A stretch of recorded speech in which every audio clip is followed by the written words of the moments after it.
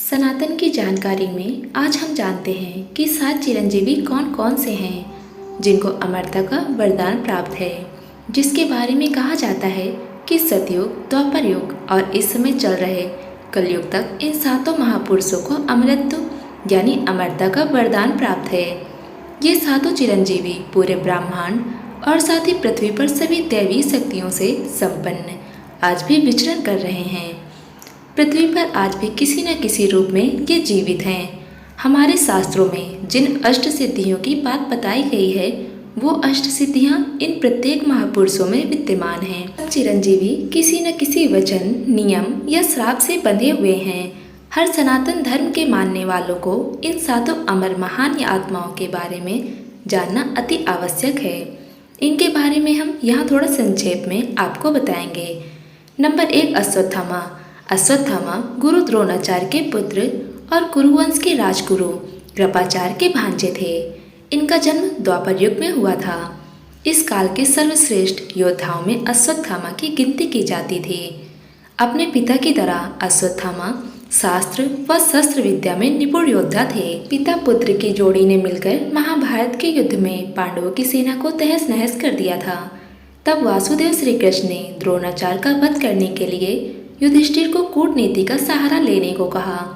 इस कूटनीति के तहत युद्ध भूमि में ये अफवाह फैला दी गई कि अश्वत्थामा युद्ध में मारा गया।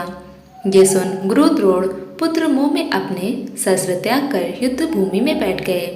इस अवसर का लाभ उठाकर पांचाल नरेश द्रुपद के पुत्र धृष्टद्युम्न ने गुरु द्रोण का वध कर दिया। पिता की मृत्यु ने अश्वत्थामा को हिलाकर रख दिया। युद्ध के बाद अश्वत्थामा ने अपने पिता की मृत्यु का बदला लेने के लिए उत्तरा के गर्भ में पल रहे अभिमन्यु के पुत्र परीक्षित को मारने के लिए ब्रह्मास्त्र चलाया। भगवान वासुदेव ने अभिमन्यु पुत्र परीक्षित की रक्षा कर दंड स्वरूप अश्वत्थामा के माथे पर जो मणि थी वो निकालकर अश्वत्थामा को तेजहीन कर दिया और गर्भ में पल रहे शिशु की हत्या करने पर अश्वत्थामा को युगों युगों तक भटकते रहने का श्राप दिया था। नंबर 2, राजा बलि। सनातन ग्रंथों के अनुसार राजा बलि भक्त प्रहलाद के वंशज हैं। राजा बलि के दान और वीरता के चर्चे तीनों लोक में थे। देवताओं को युद्ध में जीतने पर राजा बलि ने इंद्रलोक के सिंहासन पर अपना अधिकार कायम कर लिया। तो राजा के घमंड को चकनाचूर करने के लिए भगवान विष्णु ने वामन अवतार के एक गरीब ब्राह्मण का वेश बनाकर बलि के पास पहुँचे और कहा कि मुझे 3 पैर जिदानी धरती दान में चाहिए। तब राजा बलि ने कहा, हे ब्राह्मण देव, 3 पग क्या, आपको जितनी भूमि चाहिए वो मैं आपको दान कर सकता हूँ। जहाँ आपकी इच्छा हो वहीं 3 पैर रख दो। तब ब्राह्मण के वेश में भगवान ने अपनी बात दोहराई। गरीब ब्राह्मण की राजा बलि ने बात स्वीकार की तो भगवान विष्णु ने अपना विराट रूप धारण कर 2 पगों में तीनों लोक नाप दिए। फिर राजा बलि से पूछा कि तीसरा पैर कहाँ रखूँ। तब राजा बलि ने अपना शरीर आगे कर दिया। भगवान विष्णु ने अपना तीसरा पैर राजा बलि के सिर पर रख दिया, उसे पाताल लोक भेज दिया। भगवान विष्णु राजा बलि की दानवीरता से प्रसन्न होकर उसे अजर अमर होने का वरदान दिया। उस वरदान के बाद राजा बलि का नाम चिरंजीवियों की गिनती में आता है। नंबर 3, महर्षि वेदव्यास। 7 चिरंजीवी कौन कौन से हैं जिनको अमरता का वरदान प्राप्त है? उनमें से एक महर्षि वेदव्यास का पूरा नाम कृष्ण द्वैपायन है। इनके पिता का नाम महर्षि पराशर तथा माता का नाम सत्यवती था। इनका जन्म यमुना नदी के पास हुआ था और इनका रंग सांवला था। इस वजह से इनका नाम यह कृष्ण द्वैपायन पड़ा। महर्षि वेद व्यास जी का जन्म तकरीबन 3000 ईसा पूर्व आषाढ़ की पूर्णिमा को हुआ था। गुरु पूर्णिमा के दिन गुरुदेव की पूजा के साथ महर्षि वेद व्यास जी की पूजा भी की जाती है। ये भगवान विष्णु के अवतार माने जाते हैं। चारों वेद, 18 पुराण, महाभारत और श्रीमद् भागवत गीता की रचना महर्षि वेद व्यास जी ने की थी। सप्त चिरंजीवियों में महर्षि वेद व्यास का नाम आता है। महाभारत रचयिता वेद व्यास जी भी अजर अमर हैं। तीनों लोकों में इनका विशिष्ट स्थान माना जाता है। नंबर 4, अजर अमर वीर हनुमान। अंजनी पुत्र हनुमान को भी अजर अमर का वरदान मिला हुआ है। रुद्र अवतार हनुमान राम के परम भक्त हैं। वीर हनुमान जी अष्ट सिद्धि 9 निधियों के दाता हैं। हनुमान जी का जन्म चैत्र माह की पूर्णिमा को हुआ था। अंजनी पुत्र हनुमान जी कलयुग के सबसे प्रभावशाली देवता माने जाते हैं। मान्यताओं के अनुसार भगवान सूर्यदेव को हनुमान जी का गुरु बताया गया है, लेकिन कहा जाता है कि ऋषि मनिंदर जी उनके वास्तविक गुरु थे। ऋषि मनिंदर जी त्रेता युग में हनुमान जी को तब मिले जब लंका से माता सीता की खोज पर वापस लौट रहे थे। सतयुग के बाद द्वापर युग में भी हनुमान जी महाभारत काल में भी नजर आते हैं। महाभारत के एक प्रसंग में भीम का घमंड तोड़ने के लिए हनुमान जी भीम को सबक सिखाया था। हनुमान जी के रास्ते में अपनी पूंछ बिछाकर लेट गए।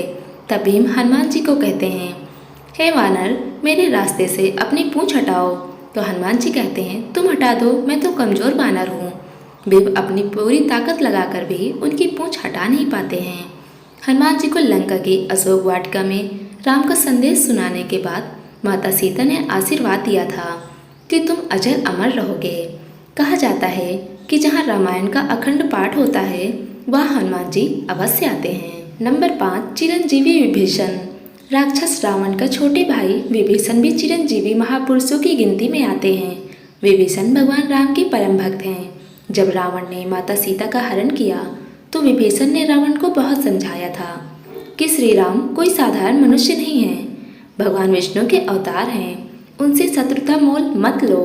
इस बात पर रावण ने विभीषण को लंका से निकाल दिया और विभीषण भगवान श्री राम की सेवा में चले गए और रावण के पापों को सर्वनाश करने के लिए धर्म का साथ दिया।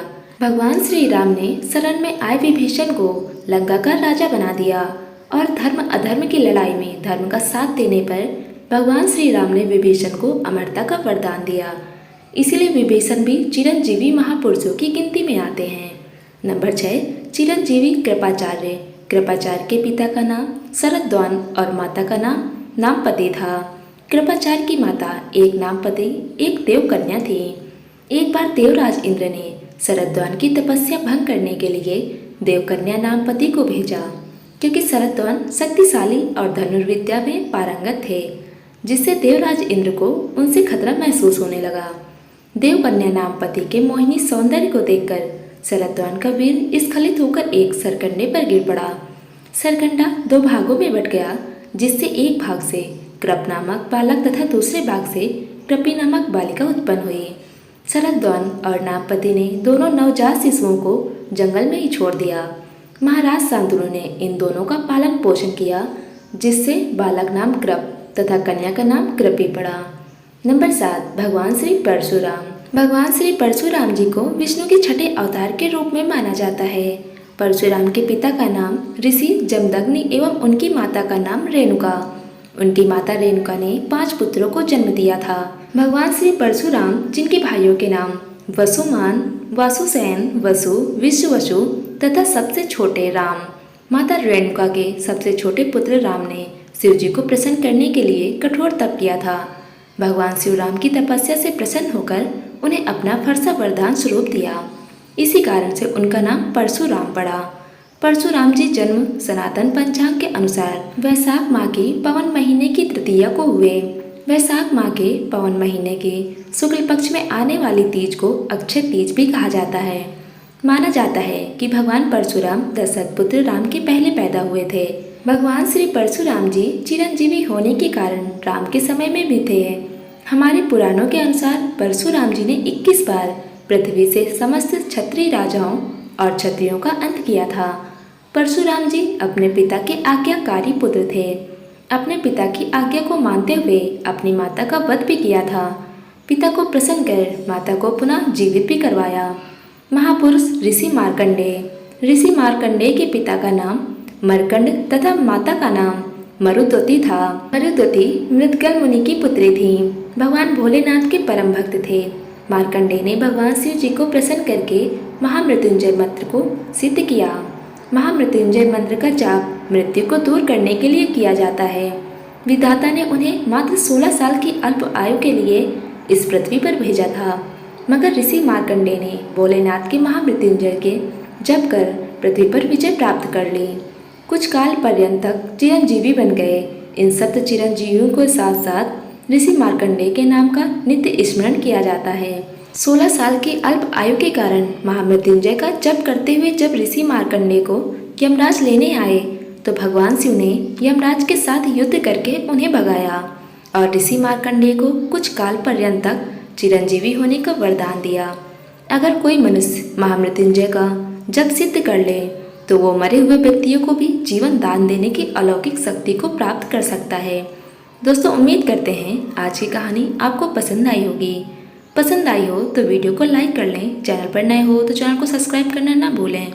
धन्यवाद दोस्तों।